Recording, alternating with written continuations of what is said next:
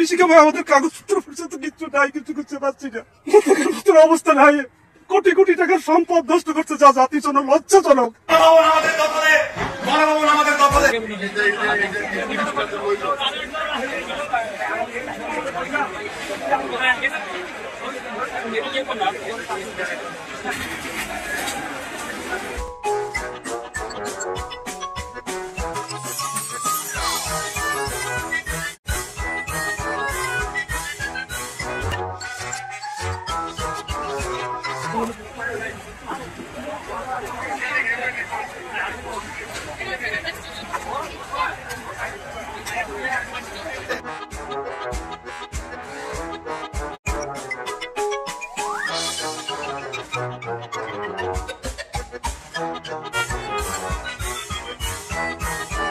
জাতির কাছে বিচার দিলাম যে আমাদের এই সম্পদ, আমাদের কাগজপত্র কোনো কিছু খুঁজে পাচ্ছি না। কম্পিউটার, ল্যাপটপ, আমাদের খুব গুরুত্বপূর্ণ তথ্য ছিল কম্পিউটারে, যা মানে এখন আর এগুলো তো কোনোদিন আর রিকভার করার কোনো সুযোগ নাই, আর পাবো না।